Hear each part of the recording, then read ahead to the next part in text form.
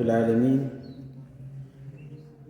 والعاقبة للمتقين ولا عدوان إلا على الظالمين وأشهد أن لا إله إلا الله ولي الصالحين وأشهد أن محمدا عبده ورسوله وصفيه من خلقه وخليله أما بعد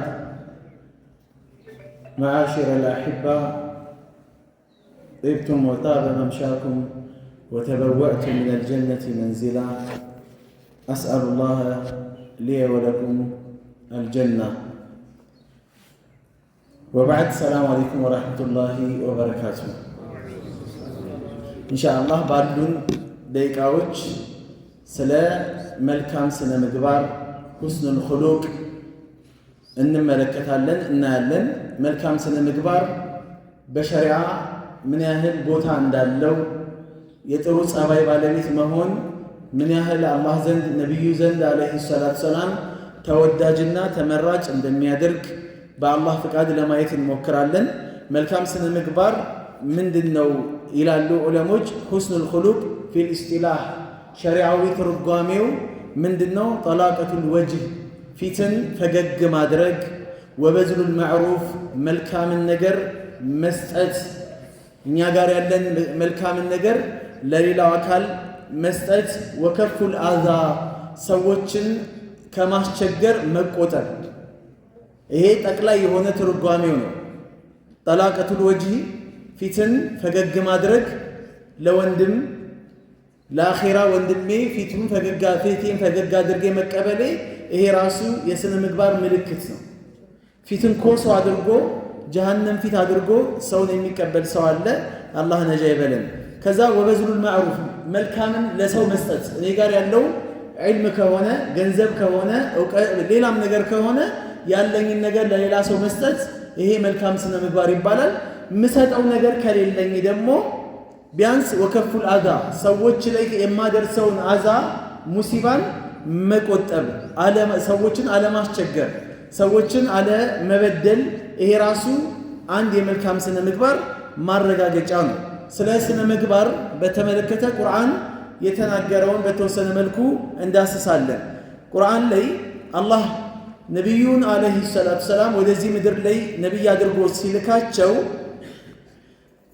በመጀመሪያ የሥነ ምግባር ባለቤት አድርጎ በሥነ ምግባር እሴት ላይ የታነጹ አድርጎ ነው የላካቸው አይደለም ምን ብሏል አላህ ወኢነከ በኑን አክዶ ወኢነከ አንተኮ ለዓላ ኹሉቂን ዐዚም አለ በታላቅ ስነ ምግባር ላይ ነው ያለኸው የነብዩ መገለጫቸው ታላቅ ስነ ምግባር ባለቤት ናቸው የአላህ መልእክተኛ ትልቅ የስነ ምግባር ባለቤት ነብዩ አላህ ከመሰከረላቸው የበለጠ ማን ሊመሰክርላቸው ይችላል ዓለም ላይ ስለ ነብዩ አለይሂ ሰላቱ ሰላም ድፍን ጥላቻ ያላቸው መጥፎ አመለካከት ያላቸው ወላጅ የበደላቸው አካሎች ካልሆኑ በስተቀር ስለ ነብዩ ክፉ የሚያወራ ማንም ሰው የለም ማንም ድሮ እንኳን የቁረይሾች እንኳን ሙሐመዱል አሚን ብለው ነበር የሚጠሯቸው ታላቁ ሙሐመድ ማ ጀረብና አለይከል ከዲብ ባንተ ላይ ውሸትን ሞክረንብህ አናቅም በህይወት ዘመንህ ዋሽተህ አታቅም እስከምናቀህ ድረስ እኮ ነው ያሏቸው ከልጅነታቸው ጀምሮ ነብይ እስከሚሆኑበት ሰዓት ድረስ ጠላት የሆኑት እነዚህ አካሎች መቼ ነው ከተባለ መቼ ነው ያ ቀውም ይቁሉ ላ ኢላሃ ኢላላህ ቱፍሊሁን ሲሏቸው ነው አይደል ህዝቦቼ ሆይ ላ ኢላሃ ኢላላህ በሉ ትድናላችሁ ብለው ሲያስተምሯቸው የዛኔ ጠላትነቱ ተቀየረ ከዛ እንደውም ኡሙ ጀሚል የአቡ ለሃብ ሚስት ሙዘመመን አበይና ወዲኑሁ ቀለይና ወአምሩሁ ዐሰይና ብላ ግጥም ገጠመች ነብዩን ይሄ በእኛ ላይ ቁርአን በህይወት እያሉ ቁርአን ወረደባቸው አቡ ለሃብ ኡሙ ጀሚል ልጇ تبت يدا أبي لهب وتب ما أغنى عنه ماله وما كسب سيصلى نارا ذات لهب الدنيا لا إيالو سايموتو جهنم እንደሚ ገቡ አላህ ተናገረ ስለና አቡ ለሃብ ከዛ ትልቅ ድንጋይ ተሸክማ መጣችና ይሄንን ድንጋይ መሐመድ ላይ ነው ምጭነው አለች ከዛ ነብዩና አቡበከር አንድ ላይ ቆመዋል ፊት ለፊት አቡበከር ብቻ ነው የሚታዩት ነብዩ አይታዩዋትም የታለ ወንድም ጓደኛ የታለ ብላ ነብዩ አቡበከርን ትጠይቃለች ዝም እንዳትመልስላት አሉ የአላህ መልእክተኛ። ዝም አሉ። ያ ረሱላላህ አታዩትም እንዴ አላህ ከኔ ላይ ሂጃብ አድርጎባታል፣ እኔ እንዳታየኝ አላህ አድርጓታል አለ። ንገረው እሺ ባገኘው ይሄን ድንጋይ አናቱ ላይ ነው ማደርገው፣ በዚህ ድንጋይ ፈነክተዋለሁ ብላ ዘፍና ምን ብላ ምናምን ሄደች። ከዛ ይሄን ግጥም ገጥማ ሄደች። ሙዘመምን አበይና ሙዘመምን እንቢ ብለናል። ሙዘመም ማለት የሙሐመድ ተቃራኒ ነው። ሙሐመድ ማለት ተመስጋኝ ነው አይደል? ሙዘመም ማለት ደግሞ ተወቃሽ ማለት ነው። ሙዘመምን አበይና ወዲንሁ ቀለይና ይዞት የመጣውን ሃይማኖት ጠልተናል አንፈልገውም። ወአምሩሁ ዐሰይና ትእዛዙንም ደግሞ አምፀናል የሱን ትእዛዝ አንፈጽምም ብላ ይሄንን ገጥማ ሄደች። ከዛ በኋላ የሷን ተከትለው ሙዘመም ማለት ጀመሩ ነብዩ። ዛሬ ዳዕዋ የሚያደርጉ ወንድሞች ሰዎችን ተውሂድ የሚያስተምሩ ወንድሞች ስም ይወጣላቸዋል። ወሃቢ ይባላሉ፣ አክራሪ ይባላሉ፣ ጽንፈኛ ይባላሉ፣ አሸባሪ ይባላሉ። ስም እንደዚህ ነው ያለው። ማሻአላህ ነው። ነብዩም ተብለዋል ማ ዩቃሉ ለከ ኢላ ማ ቀድ ቂለ ሊሩሱል ሚን ቀብለክ ካንተ በፊት የነበሩ መልእክተኞች የተባሉትን ነው አንተ የምትባለው፣ አዲስ ነገር አንተ አትባልም ብለዋቸዋል። የድሮ ነቢያቶችም ተብለዋል ስም ጠልተህ አንተ ብቻ ስነ ምግባርህን አስተካክል፣ በአላህ መንገድ ላይ ቀጥ ብለህ ለመቀጠል ወይም ደግሞ መንገድህን ለማድረግ ሞክር። ሰዎች ምንም ሊሉ ይችላሉ። ወርቅ ብታነጥፍላቸው ፋልያ የሚመኝ ሰው ነው ያለው። ምንም ብታደርግላቸው መሬት ላይ ተኝተህ ተራመዱብኝ ብትላቸው ይቆረቅራል፣ አይመችም ነው የሚሉ ካንተ። ለሰው ብለህ ሳይሆን ለአላህ ብለህ ብቻ መልካምን ነገር ማድረግ እንዳለብህ ነው። ነቢዩ አለይሂ ሰላም በዙሪያቸው ላይ ከመሞታቸው በፊት 120 ሺህ ሶሃባዎች ነበሩ። አንዳንድ ሪዋያ ላይ 140 ሺህ ይላል። 140 ሺህ ሶሃቦችን ያፈሩት የአላህ መልእክተኛ በምናቸው ነው? ንገሩ። በስነ ምግባራቸው። በሰይፍ ነው እንዴ እስልምና የተስፋፋው ነው? ነብዩ ገዳይ ናቸው እንዴ? አይደሉም። ገዳይማ ቢሆኑ የአላህ መልእክተኛ በተሳተፉበት 27 ገዝዋዎች ላይ በእጃቸው የገደሉት አንድ ሰው ብቻ ነው። አንድ ሰው ነው። እሱንም አንቀሽቅሾት እኮ ነው። ዛሬ ኢነጃ ሙሐመዱ ፈላ ነጀውቷል። ሙሐመድ ዛሬ ከተረፈ እኔ አልተርፍም፣ ሙሐመድን ዛሬ ካልገደልኩት እኔ ወንድ አይደለሁም ሞቼ እገኛለሁ አለ። ይሄ ወሬ ለነብዩ ሲነገራቸው እንደዚህ ዛተ። አዎ እገለዋለሁ አለ። አዎ በል አነ ቃቲሉሁ አሉ የአላህ መልእክተኛ። እንደውም እኔ ነኝ የምገለው እሱን አለ።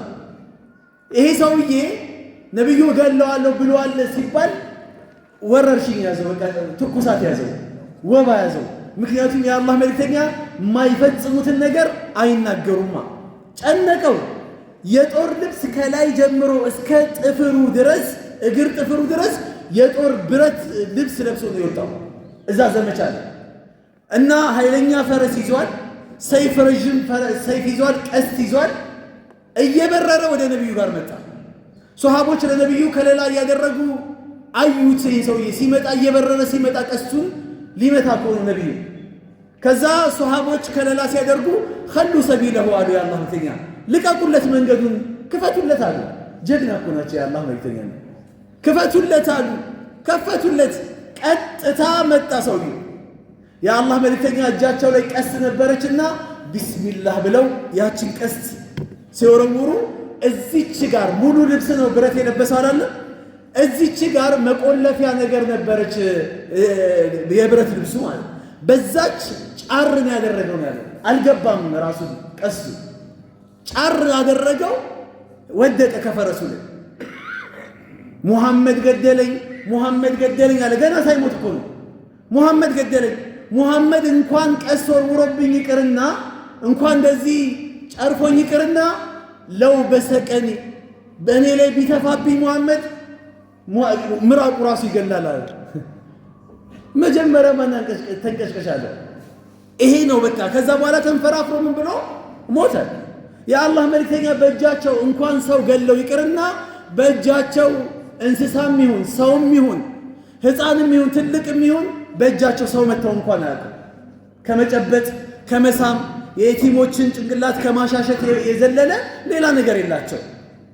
ይሄ ስነ ምግባር ነው ነብዩን ወደ ማነው ያሁላ ኸልቅን ወደ እስልምና ያመጣው። ሰውን ወደ እስልምና እንዲጎርፍ ያደረገው ይሄ ስነ ምግባር ነው። የአላህ መልእክተኛ እኮ የስነ ምግባራቸው ጥግ ማለት ነው። የስነ ምግባራቸው ጥግ ከመካ ያባረሯቸው ቁረይሾች ናቸው አይደሉም? ናቸው።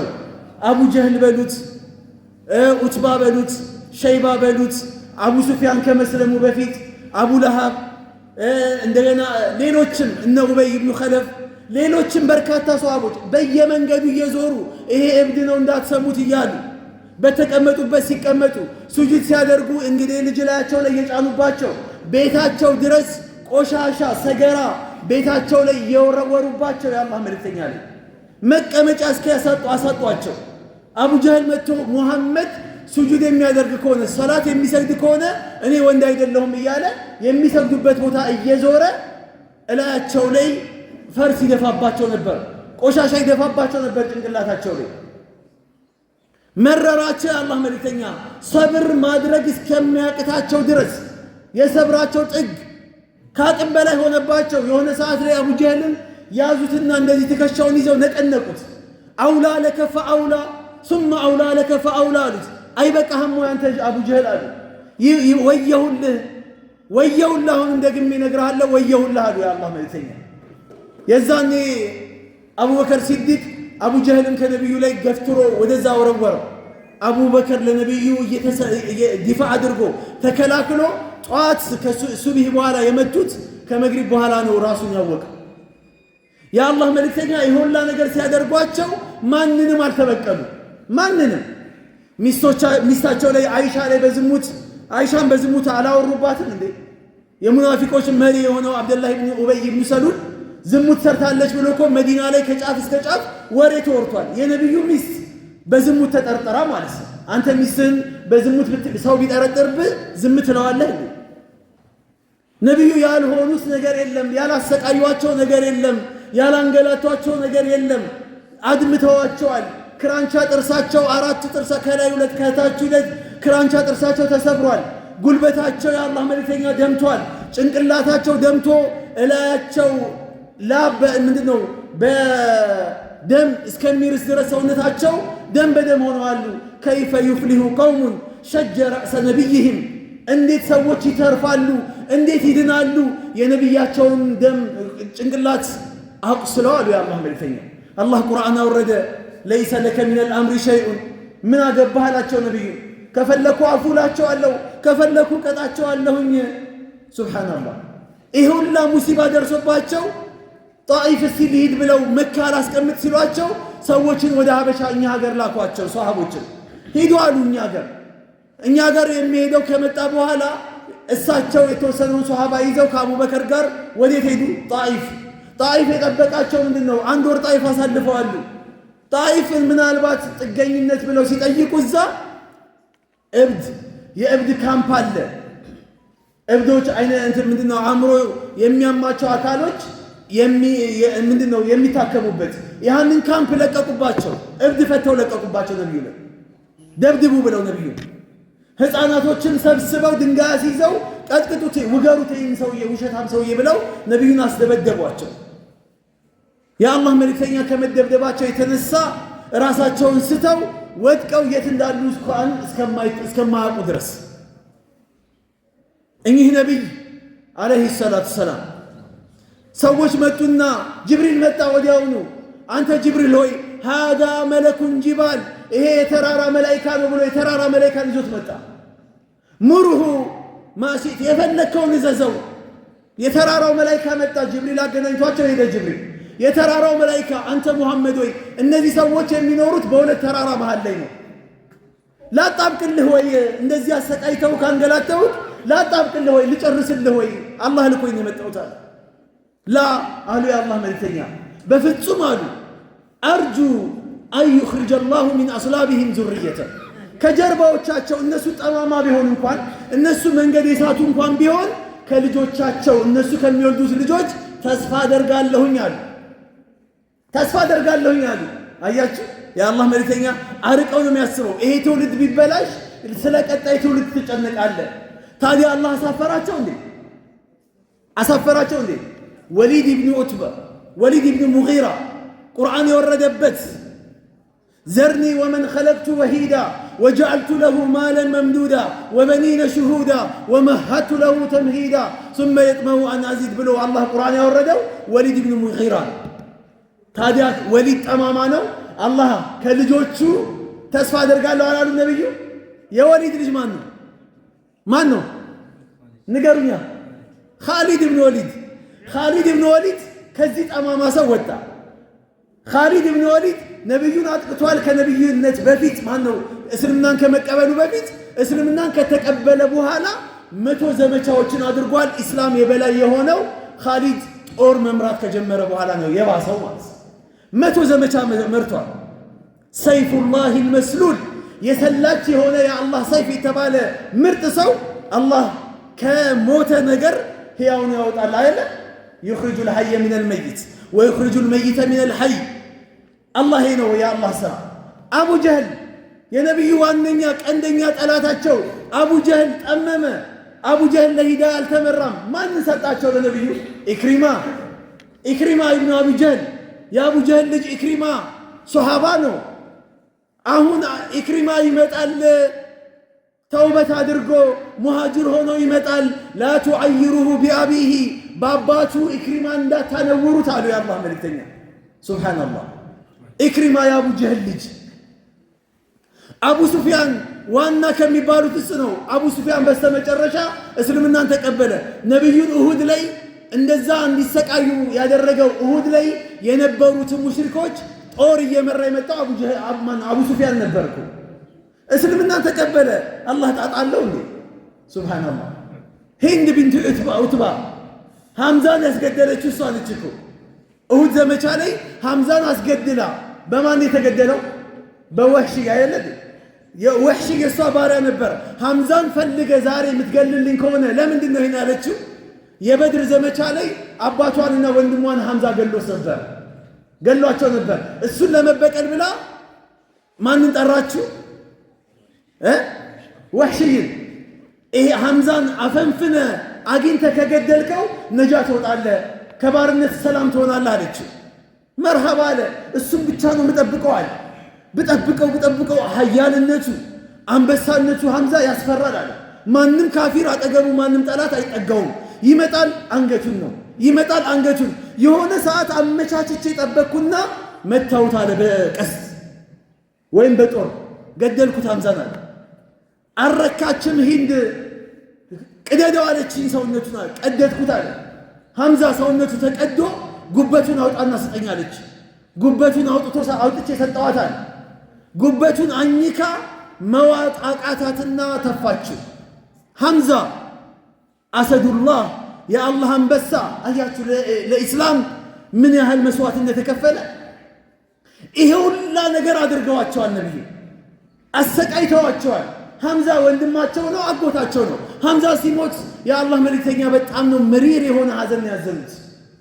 ምክንያቱም ክንድ ሆኗቸው ነበር ሐምዛ፣ ተገን ሆኗቸው ነበር ሐምዛ።